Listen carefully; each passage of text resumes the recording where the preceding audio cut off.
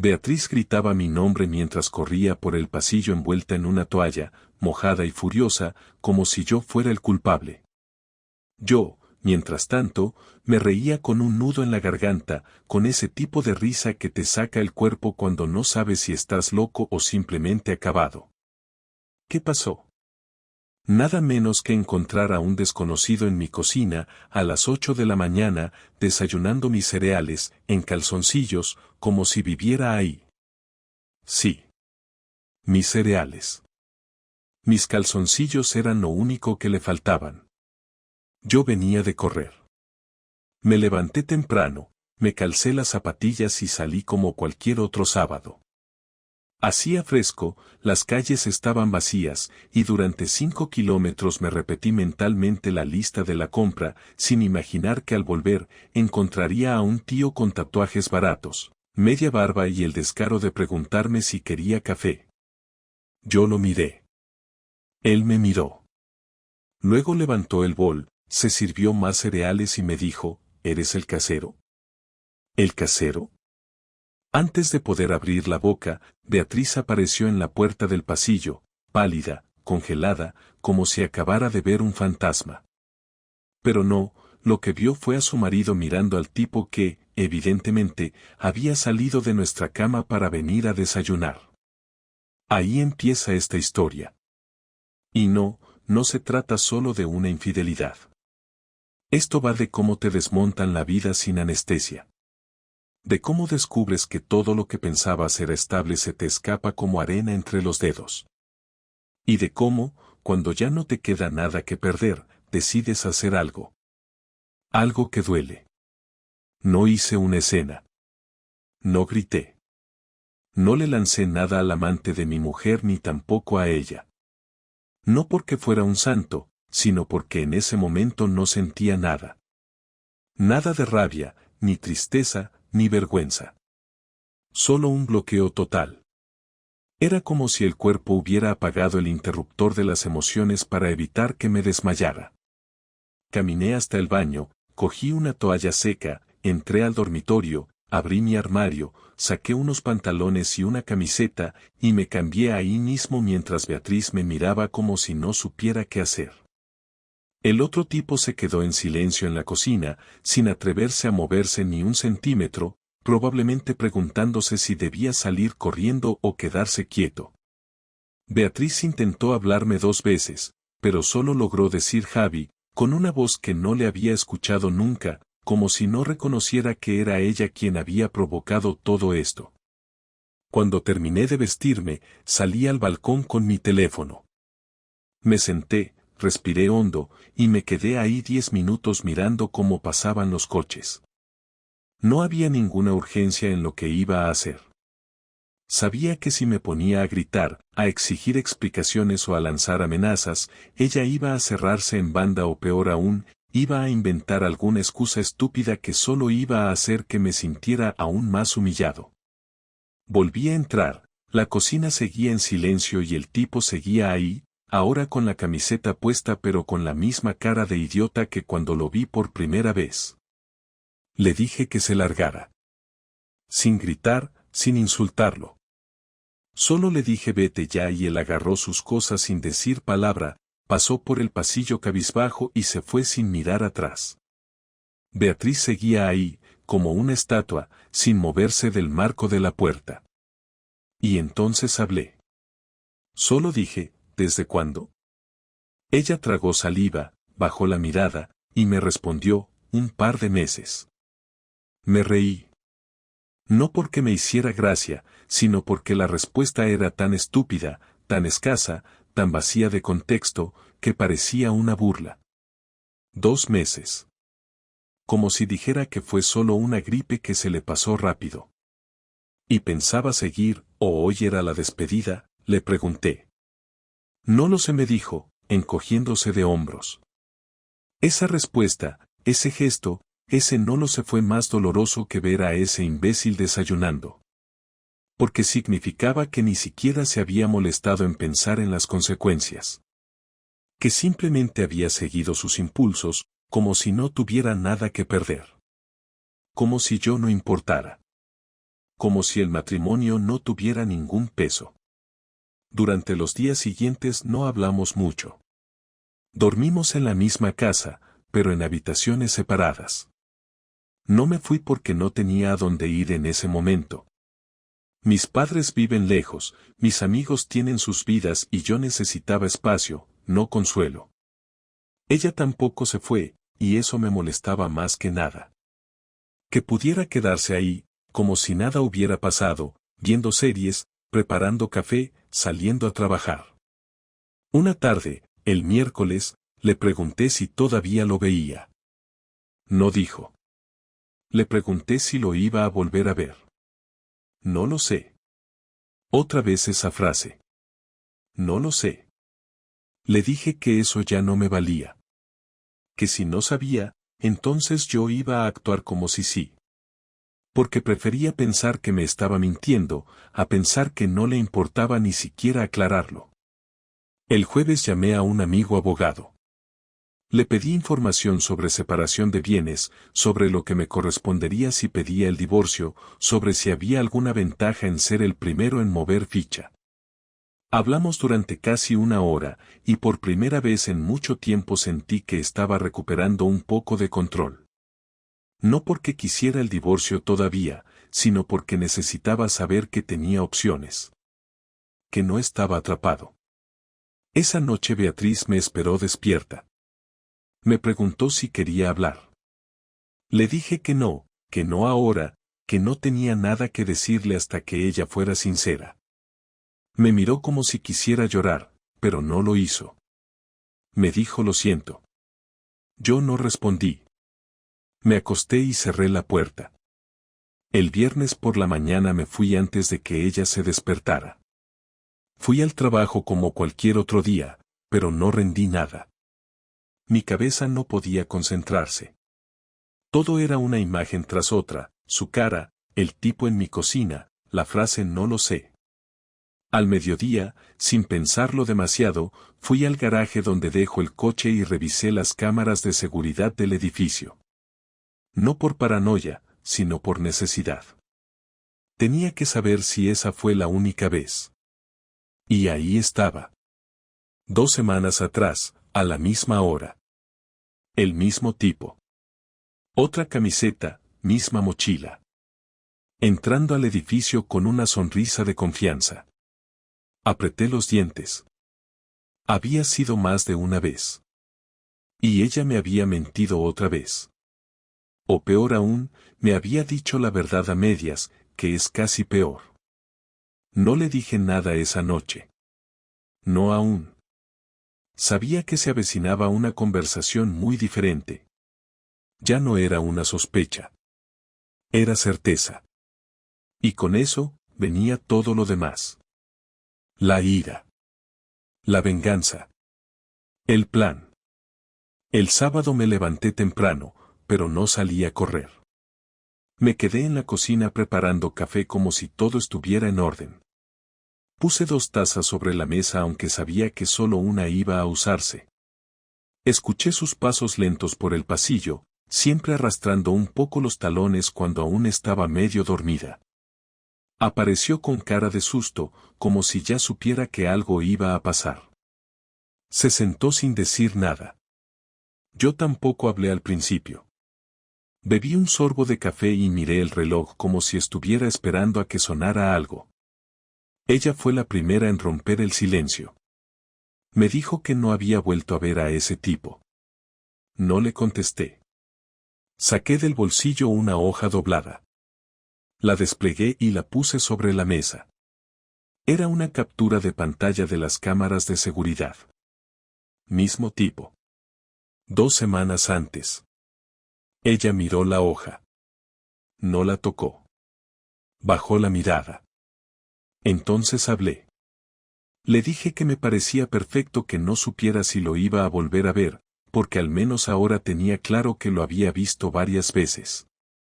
Le pregunté si iba a seguir mintiendo o si por fin iba a contar las cosas como eran.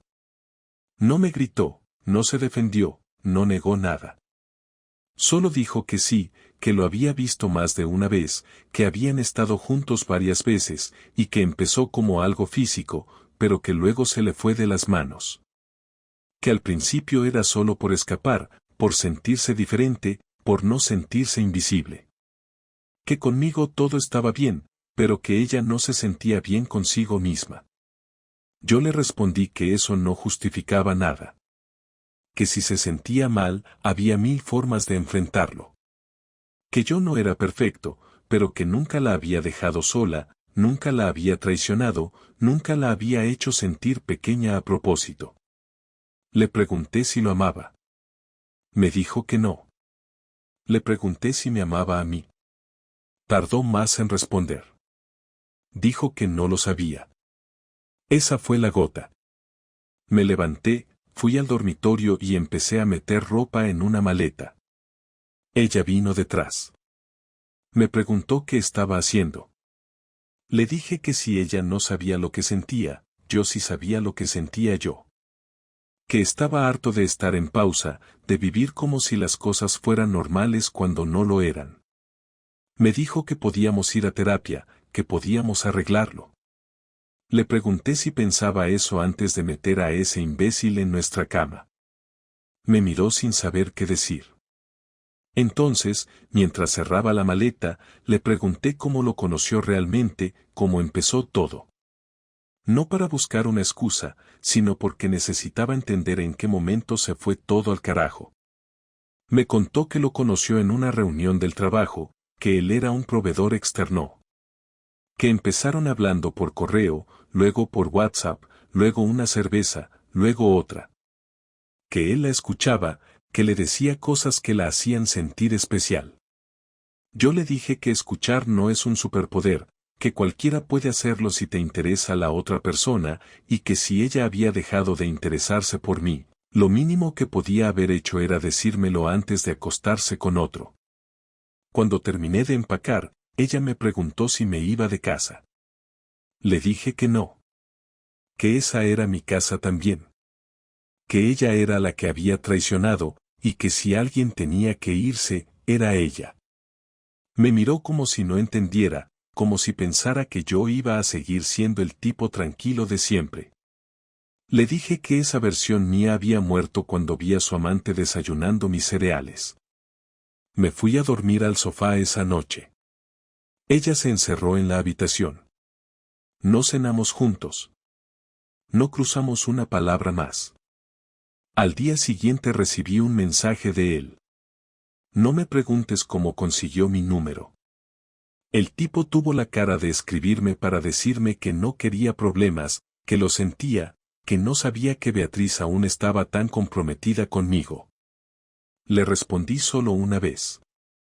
Le dije que no se preocupara, que no iba a haber problemas, que no tenía nada que ver con él. Que mi asunto era con ella. Que tuviera una buena vida, porque lo iba a necesitar. No volví a escribirle ni a contestarle después. Ese mismo domingo por la tarde, llamé a su madre. No porque quisiera hundir a Beatriz, sino porque sabía que tarde o temprano alguien de su familia iba a querer entender por qué todo se estaba desmoronando. Le conté todo. Sin adornos, sin exagerar. Le dije que su hija había traicionado nuestra relación y que no sabía qué iba a pasar, pero que necesitaba que lo supieran. Su madre se quedó callada unos segundos. Luego me dijo que no sabía qué decir, que sentía mucho que esto estuviera pasando. Que si necesitaba hablar, ella estaba ahí. Nunca pensé que una conversación con mi suegra pudiera ser más reconfortante que con mi propia esposa. Esa noche Beatriz volvió a intentar hablar. Me dijo que no lo justificaba, que no esperaba perdón inmediato, pero que quería arreglarlo. Le dije que no era tan fácil. Que no bastaba con pedir disculpas y esperar que todo volviera a ser como antes. Que una relación no se reinicia apretando un botón. Que lo había roto todo. Que yo no sabía si quería volver a construir algo con ella.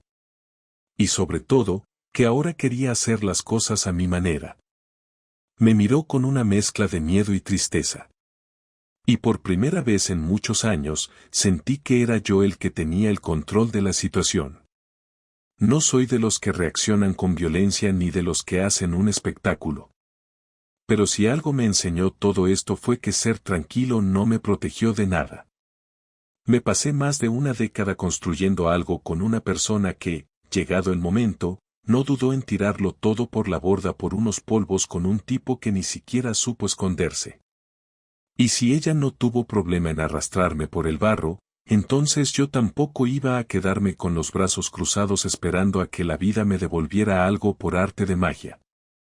Había una parte de mí que quería gritar, que quería destruir algo, pero en lugar de eso, me senté con un cuaderno y empecé a escribir. No pensamientos, no emociones. Una lista. Una lista de todo lo que podía hacer para hacerle sentir a Beatriz, aunque fuera solo una parte, del vacío que había dejado en mí. Lo primero fue hablar con su jefe. Sabía que se jugaban contratos con esa empresa para la que trabajaba el tipo con el que se acostaba. Sabía que eso era un punto sensible. Así que pedí una reunión con él, no como marido traicionado, sino como alguien que estaba considerando cambiar de gestoría por motivos personales. Le conté lo que había pasado sin adornos, incluyendo los encuentros en horario de oficina, los almuerzos que terminaban en hoteles, los correos desde la cuenta de empresa. No tuve que exagerar nada. Lo que le conté fue suficiente para que al menos se planteara revisar las relaciones entre su equipo y los proveedores externos. No sé si eso le costó algo a Beatriz, pero al lunes siguiente llegó con la cara más tensa que le había visto en mucho tiempo. Luego hablé con el casero del piso de su amante. El imbécil vivía de alquiler en un bloque que yo conocía porque alguna vez fuimos a una cena ahí, antes de que todo esto pasara. No me costó nada averiguar su número. Fingí ser un comprador interesado en adquirir propiedades y concerté una visita con él para ver el edificio. En mitad de la conversación, solté un comentario inocente sobre un tal Nacho, el inquilino del tercero, y sobre las fiestas que organizaba entre semana. El casero me miró con cara de sorpresa. Me dijo que no tenía constancia de eso. Le dije que a mí me habían avisado los vecinos porque pensaban que yo era amigo suyo. Dejé caer que quizás le convenía revisar el contrato de alquiler. Me agradeció la información y no volví a saber nada. Pero una semana después, Beatriz recibió un mensaje mientras cenábamos por separado. Lo vi de reojo en su pantalla. Era él. Le decía que estaban echándole del piso, que no sabía cómo habían descubierto nada, que seguramente alguien lo había delatado. Ella apagó el móvil sin responder, con la cara blanca como el papel. También llamé a su padre. No para victimizarme, ni para ponerle en contra de su hija, sino para decirle que todo lo que había construido con Beatriz estaba en pausa porque ella había tomado decisiones que afectaban a todo el entorno. Su padre fue directo. Me preguntó si quería que él hablara con ella. Le dije que no, que eso era cosa nuestra, pero que si él quería saber la verdad, prefería que se la contara yo antes que lo supiera por chismes o versiones manipuladas. Me dio las gracias, me dijo que respetaba lo que yo decidiera hacer y que lamentaba profundamente que su hija hubiera actuado así. Cuando colgué, no me sentí mejor, pero sí más firme. Al menos ya nadie podía decir que no sabía lo que pasaba. Una tarde, mientras Beatriz salía de la ducha, le dije que iba a salir con unos amigos del trabajo a tomar algo. No era cierto. No tenía ninguna intención de salir con ellos. Lo que hice fue ir a un bar del centro, uno que sabía que le gustaba a ella y que a veces frecuentaba con sus amigas. No esperaba encontrarla ahí, pero si lo hacía, habría sido perfecto. Me senté, pedí una cerveza, y cuando el camarero me reconoció y me preguntó por ella, le dije que estábamos en crisis porque se había acostado con otro. Lo dije en voz baja, pero lo suficientemente clara como para que lo escuchara. Me dio igual si se enteraba alguien más. Al terminar la bebida, pagué, le dejé una buena propina y me fui. No hice nada más esa noche, pero sabía que la noticia iba a correr. En ciudades pequeñas como esta, todo se sabe en cuestión de días. Lo último que hice fue hablar con el abogado que había contactado antes. Le dije que no quería iniciar aún el proceso de divorcio, pero que quería tener todo listo para cuando decidiera hacerlo. Le pedí que me ayudara a redactar un acuerdo de separación de bienes que protegiera todo lo que habíamos construido juntos, especialmente lo que era mío antes de casarnos. No porque fuera tacaño ni vengativo, sino porque ya no confiaba en ella. Y no iba a dejar que alguien que me traicionó también me quitara parte de mi vida. Cuando volví esa noche, ella me esperaba en el sofá. Me preguntó dónde había estado. Le dije que había salido. Me preguntó con quién. Le dije que no era su asunto. Me miró con rabia, como si lo mío fuera igual a lo suyo. Me reí. Le dije que cuando ella pudiera decirme a la cara que no volvió a ver a ese tipo después de que le dijera que se acabó, entonces podríamos hablar de igualdad. Se levantó sin decir nada y se encerró en la habitación. Dormí en el sofá otra vez. Pero esa noche dormí bien. Por primera vez en semanas. El martes por la noche llegué a casa más tarde de lo habitual. Había salido a caminar sin rumbo durante más de una hora, no porque necesitara aire ni porque me sintiera abrumado, sino porque no me apetecía estar en la misma casa que Beatriz.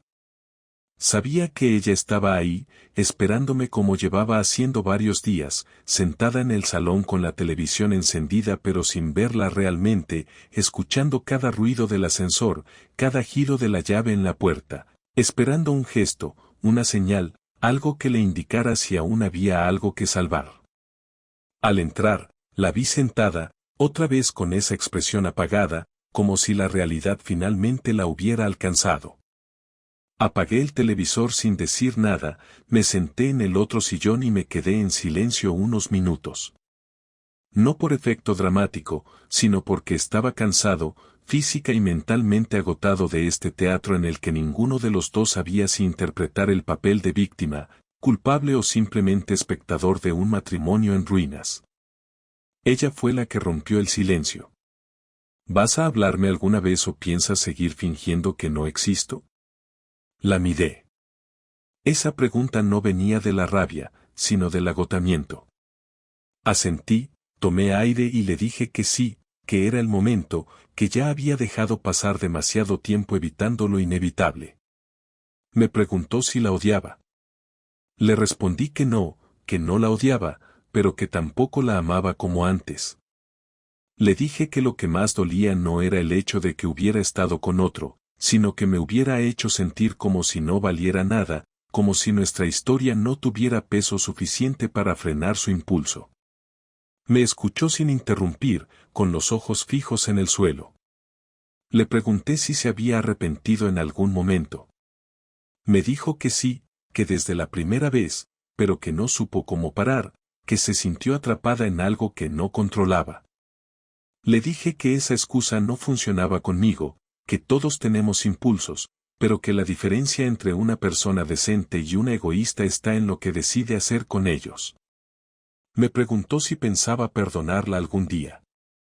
Le respondí que no lo sabía, pero que por ahora no quería hacerlo. No porque me negara a avanzar, sino porque aún estaba demasiado cerca de todo. Que necesitaba distancia, no promesas vacías ni lágrimas que ya no cambiaban nada. Ella me dijo que estaba dispuesta a lo que hiciera falta, que aceptaba cualquier condición si con eso podía mantenernos juntos. Le pregunté si estaba diciendo eso porque me amaba o porque no quería quedarse sola. Tardó en responder. Demasiado. Y al final, dijo lo peor que podía decir en ese momento. No lo sé. Otra vez esas malditas palabras. Le dije que si aún no lo sabía después de todo lo que había pasado, entonces la respuesta ya estaba clara. Que nadie duda tanto si realmente quiere a alguien. Que yo no era una opción por defecto, no era el lugar al que uno vuelve cuando las cosas salen mal con otro. Me levanté, fui a buscar unos documentos que tenía guardados en el cajón del escritorio y volví con ellos en la mano. Se los puse sobre la mesa. Esto es un acuerdo de separación temporal. No es un divorcio aún. Pero quiero que lo leas y lo firmes. Necesito espacio, necesito pensar, necesito dejar de verte todos los días para poder recordar quién era yo antes de convertirme en este tipo que duerme en un sofá mientras su mujer intenta fingir que todo puede volver a la normalidad. Ella lo miró como si fuera veneno. Me dijo que no pensaba firmar nada, que eso era rendirse. Le dije que no era rendirse, que era reconocer que las cosas no funcionaban. Que firmar eso no significaba que todo estaba acabado, pero que no firmarlo sí. Que si de verdad quería que tuviéramos alguna oportunidad, primero necesitábamos romper con esta rutina enferma en la que ni siquiera éramos capaces de mirarnos sin sentir culpa, rabia o vacío. Me miró con lágrimas en los ojos, pero no lloró. Me preguntó si había alguien más. Le dije que no. No porque no pudiera haberlo, sino porque ni ganas tenía. Que después de lo que pasó, mi única necesidad era estar solo, en paz, sin mentiras ni explicaciones. Pasamos el resto de la noche en silencio. Ella firmó los papeles al día siguiente. No dijo nada al dármelos. Solo los dejó sobre la mesa de la cocina y salió sin decir a dónde iba. Esa noche dormí en la cama. No porque la situación estuviera resuelta, sino porque por fin sabía que, al menos durante un tiempo, iba a poder reconstruirme sin tener que mirar al costado y recordar lo que se rompió. 3 semanas después de que firmara los papeles, Beatriz se fue del piso. No dijo a dónde iba, no pidió explicaciones, no dejó notas ni despedidas. Simplemente recogió algunas cosas, cerró la puerta y no volvió. Me enteré de que estaba quedándose en casa de una amiga suya, la misma con la que solía salir los viernes y de la que nunca me fié del todo. No me molesté en llamarla, no sentí curiosidad, no había nada que decir. Esa noche cené solo, vi una película que no terminé de entender, dormí 8 horas seguidas y, por primera vez en mucho tiempo, me levanté sin ansiedad en el pecho. No era felicidad, pero sí era una tregua. En esos días sin Beatriz, me dediqué a limpiar. No solo la casa, también el correo, las fotos, las carpetas del ordenador, todo. Guardé lo que aún era necesario y eliminé lo que ya no tenía sentido conservar. No lo hice con rabia, no necesitaba destruir nada. Solo quería espacio real, físico y mental. Lo más difícil fue cuando encontré una carpeta con videos de viajes, cumpleaños, momentos en los que todavía creíamos que todo era para siempre. No los vi. Solo los pasé a un disco externo y los guardé en el fondo de un cajón. Tal vez algún día los vea, o tal vez no. No me parecía justo borrarlos. Tampoco me parecía útil tenerlos cerca. Un domingo, mi madre vino a visitarme. Sabía lo que había pasado, porque Beatriz se lo había contado antes de irse. Mi madre no era de hablar mal de nadie, pero esa vez no ocultó su decepción. Me preguntó si estaba bien, si necesitaba algo, si pensaba que había una posibilidad de arreglarlo. Le dije que no, que eso se había terminado, y que aunque dolía, era lo mejor que podía pasarme. Me preguntó si aún la quería. Le dije que ya no. Que querer implica respeto, confianza, y eso ya no existía.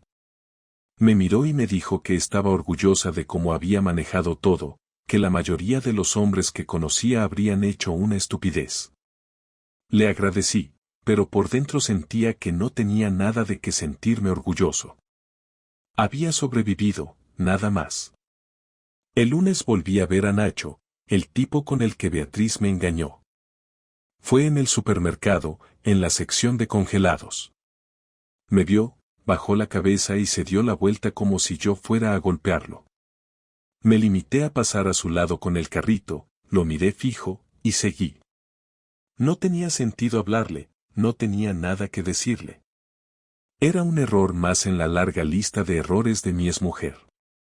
Él solo fue parte del escenario. Esa misma semana, uno de los amigos de Beatriz me escribió un mensaje largo, lleno de palabras vacías, disculpas, lamentos. Me dijo que nunca pensó que ella fuera capaz de algo así, que yo no merecía lo que me hizo, que esperaba que pudiera perdonarla. No contesté. No por rencor, sino porque no era asunto suyo. Nadie más que yo tenía que procesar lo que pasó.